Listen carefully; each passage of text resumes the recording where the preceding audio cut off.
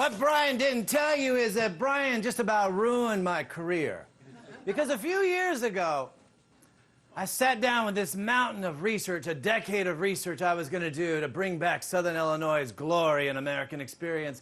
And I sat down to write my book, and he sent me his manuscript to read. And it was this manuscript called Mayhem in Mayberry. And of course, I put it aside because you're not supposed to read books while you're writing books, but I had to take a peek because Brian had written the book, and I started to read it, and I couldn't put it down. I started laughing. I'm like, God, this is so funny. And it was these amazing stories of what went on in Western North Carolina, what went on, something that even Thomas Wolfe could have never written about in Asheville. I don't know if Brian has never been invited back to Asheville, but these stories are amazing. And it truly derailed me for a long time when I read it, and stayed with me today as I drive here to Asheville today of the Mayhem in Mayberry, these incredible misadventures, but not only the misadventures, but to look at the underbelly of crime and punishment in Appalachia and this great American experience, and ultimately part of the great American experience to understand who we truly are. I want to have a message first, though, because every reading is sponsored, and my reading tonight is not sponsored by Peabody Energy. It's not sponsored by Clean Coal. We tried to do a debate today on NPR, and they didn't even want to face off with me anymore. My reading tonight is sponsored by the Independent Booksellers Association, because when we were doing the bailouts and putting all those billion-dollar checks into the mail, and we were wondering about Wall Street and wondering about the banks, and we were wondering about this corporation and that corporation, I just had this moment with my son. I said, what about the independent booksellers? I just kept waiting for Timothy Geithner, one of my heroes, and President Obama, you know. It's like, when are they going to announce we're bailing out the independent booksellers of America? Because I thought, Wall Street, I don't have too much money in stocks. In fact, I don't have any money in stocks. And I don't have a whole lot of money in the real estate, but I do have a lot invested in our independent booksellers, because this is the landmark of our communities. This is what drives our communities. I believe that bookstores matter, that this is the arena that we exchange ideas and gives us food for thought. And this is where the love is. We can go online and buy our books at these outrageous discounts and drive our economy down, but it's like a really bad barroom love affair, These discount booksellers may love you tonight, but you hate yourself in the morning. And you got to realize, where should you buy your books? But from the place in the community that's the bedrock of your community, and that's a place like Malaprop's. Because, this is where the love is. And this is why I love to come here. This is why I've driven across the mountains of Appalachia to come down here from Kentucky and to read tonight, because I love Malaprop's, and I love these independent booksellers. And I want you all tonight to commit to always buying your books. Just like where you should buy your food and buy your energy. And buy our whole experience should come local. And that begins with our books. Please give a big hand to Malaprop's Bookstore.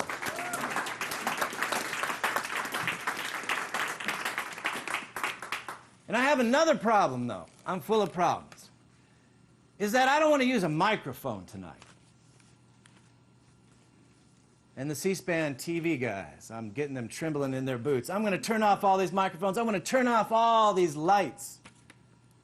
Because this wire here doesn't just go into this podium. It doesn't just go into that socket. This wire goes all the way back to Progress Energy. It goes back to this power plant. And we live in Asheville, hip Asheville, North Carolina. This is the third coast right here, and we don't live in the coal fields. That's a remote area. We have nothing to do with coal, and yet this wire goes all the way back into that plug to Progress Energy. It comes where the trains come shipped in, and those trains have crossed this same highway that I took. It went over the ridge, across into Tennessee, comes all the way around and fallen in the Blue Ridge, calling that great crooked highway, and it goes all the way into Black Mountain, Virginia.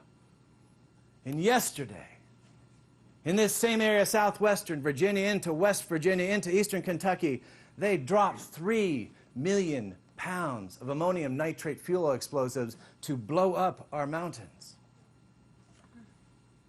Blow up our mountains. 500 mountains destroyed, 1.2 million acres destroyed, to reach in and in a very effective way with heavy equipment operators to pull that coal and load it up to the trains and destroy the communities and the watersheds, to poison the community and the watersheds. that in Black Mountain, Virginia, where you get your coal, a few years ago, a young boy was sleeping in his house, the Davidson family. And the explosions went off on a night like tonight, and every time I flick my light switch, I think of what happened on Black Mountain, and fly rock came down on my cousins in Southern Illinois, and the fly rock went blasting through the home and crushed a 3-year-old and killed him. And that criminal activity is not abolished, but it's regulated today by our administration. And that criminal activity is loaded onto the trains, and it's brought here to Progress Energy, and it's brought here to Asheville, and it runs right in to this microphone. And I'm part of the problem. North Carolina is the largest consumer of mountaintop removal coal in the nation, even though you don't have coal fields. And we're part of the problem. And that's what I'm going to talk about tonight, is how we all live in the coal fields, especially when we begin to think about climate change. So you guys are all looking very serious. Just loosen up things here. We're waiting for the lights to go out. Waiting for the lights to go out. I stood with my mother and father and my Uncle Richard at the rim of a lunar expanse of ruts and rocks and broken earth.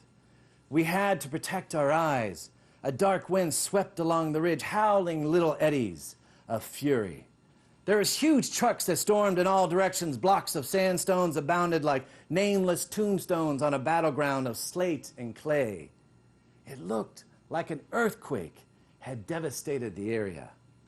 Now, how green was our valley of Eagle Creek? Wasn't that the name of some novel I read? How green was our valley when my mom and I last walked these hills together. There was the corn and the sorghum tassels jutting out from slopes like ancient signposts. And there was the barn where Mom almost hung Uncle Billy once when they were playing. All these stories began to come out, and we went on to the front porch that was weighed down with tables of chicken legs and gizzards and catfish and okra and garden vegetables and beans and cornbreads and heapings of rhubarb pie. And I can't talk about the moonshine. The rolling forest seemed eternal in those days. It was protected by centuries, just like my granddaddy taught me. There's the hickory, there's the oak, there's the maple, there's the gum. Son, listen up. There's the beech, there's the dogwood, there's the wild grapevines that rippled up and thickened up our ramparts of Eagle Creek with the intrigue of danger. Because in the backwoods, no, it's always dangerous. That's what everyone thought. Our family homestead, it was known since 1869 as the Oval Hill Farm. Of course, it had been founded long before then. Our people had come in 1805 from North Carolina. That's why I'm so attached to malaprops. Our family homestead, this wonderful log cabin my mother grew up in, sat on a knoll in the eastern shadows of Eagle Mountain, the one card-carrying mountain in Illinois. It withdrew up to these upheavals of 400-million-year-old faulted ridges that were older than so many American ranges. On a clear day as a child, I'll never forget, I pretended to be an eagle in Eagle Creek. And I took flight down that hill, and I was running, and I rose before the forest, and I started to take flight, and I soared beyond the Ohio River in Kentucky, which only lay 20 minutes away. We lived in Illinois, but we lived 300 miles from Chicago. We were there on the Kentucky border. And I stood there with my mother and Uncle Richard. I can't believe this, my mother said. It's beyond description, my uncle said. It's just wasted. Now, Uncle Richard, he was a tall, peaceful man in his 70s. He's still all legs. We're Swedes and I Scots-Irish. And he's blind in one eye, and his soft Kentucky accent, of course, spins this word with this ancient dialect which we brought over from the borderlands. But my mom, she was his older sister, and she spoke just quieter. She spoke with this kind of way that denied where she came from, but which had sat confidently in the passenger seat of a 16-year-old girl. And her father drove her across 2 county lines as a young teenager and left her at that red brick wonder of Southern Illinois University with just enough time to get back to his place in the coal mines. He would put on his church blazer on top of his overalls, and he was proud that his daughter got out of the fields. And we could see the route of destruction. The first explosions took place in the summer of 1998.